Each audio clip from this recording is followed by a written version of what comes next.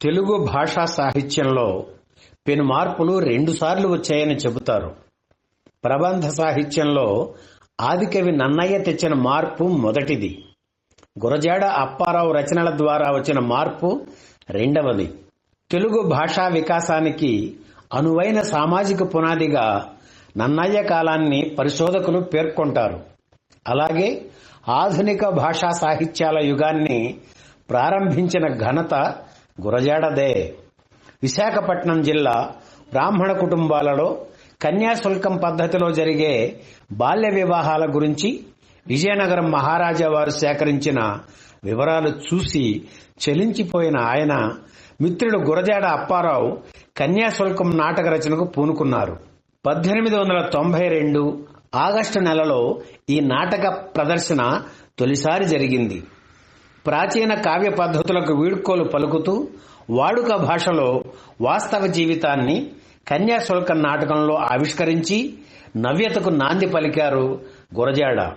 అంతేకాదు, సంఘ సంస్కరణకి సాహిత్యాన్ని కూడా ఒక ఆయుధంగా తీసుకున్న మహాకవి గురజాడ.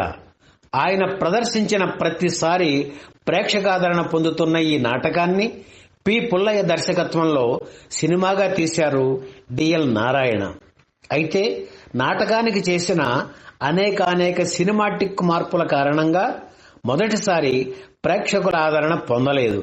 ఆ తర్వాత ఎప్పుడు విడుదలైన జనాన్ని అమితంగా ఆకట్టుకోవడం విశేషం. ఈ చిత్ర నిర్మాణం వెనుక ఉన్న ఆసక్తికరమైన విషయాలను సేకరించి మీకు అందిస్తున్నాం. వినోద పతాకంపై నట సామ్రాట్ అక్కినేని నాగేశ్వరరావు హీరోగా దేవదాసు చిత్రాన్ని నిర్మించి ఘన విజయం సాధించిన నిర్మాత డిఎల్ నారాయణ తదుపరి చిత్రంగా కన్యాశుల్కం నాటకాన్ని సినిమాగా తీయాలని నిర్ణయించుకున్నారు. దర్శకుడిగా పి. పుల్లయ్యను ఎన్నుకున్నారు. కన్యాశుల్కం నాటకంలో మొత్తం 42 పాత్రలు ఉన్నాయి. నాటకాన్ని యథాతథంగా తీస్తే 6 గంటల సినిమా అవుతుంది కనుక కొన్ని సన్నివేశాల్లో సంభాషణల్లో మార్పులు చేశారు. దేవదాసు చిత్రంలో నటించిన అక్కినేనిని గిరీశం పాత్ర వేయమని డిఎల్ అడిగారు. అక్కినేని అందుకు అంగీకరించలేదు.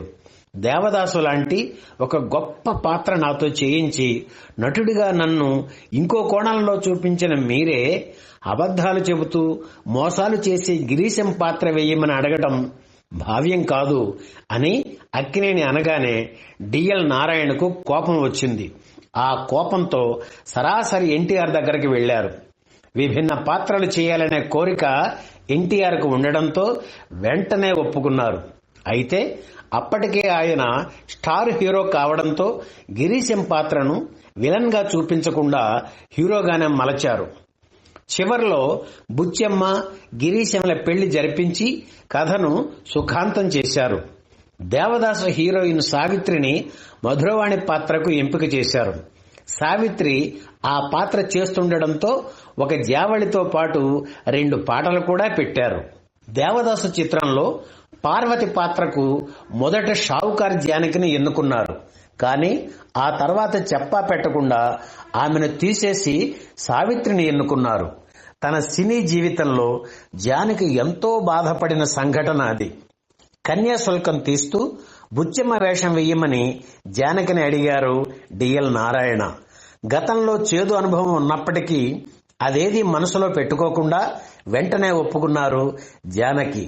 తన తొలి చిత్ర కథానాయకుడు ఎన్టీఆర్ ఇందులో గిరీశం పాత్ర చేస్తుండటం ఆమె ఒప్పుకోవడానికి మరో కారణం.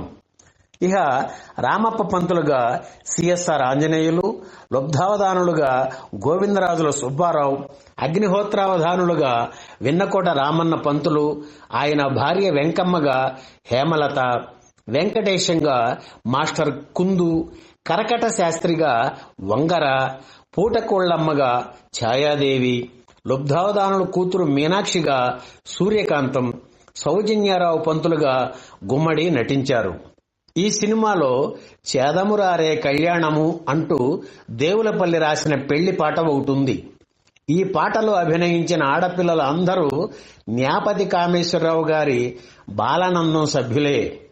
చరణాల్లో అభినయించిన 2 పాపల్లో ఊర్వశి శారద ఒకరు. ఆమె కెమెరా ముందు నిల్చున్న తొలి చిత్రం ఇదే. అప్పటికి ఆమె పేరు శారద కాదు, బేబీ సరస్వతి. కన్యాశుల్కం చిత్రంలో నటించే నాటికే సావిత్రికి జమినీ గణేశన్తో పెళ్లి అయింది. మనం పోల్ మాంగళ్యం చిత్రం షూటింగ్ జరుగుతున్నప్పుడు, అంటే 1952లోనే వీళ్ళిద్దరూ రహస్యంగా గుళ్ళో పెళ్లి చేసుకున్నారు.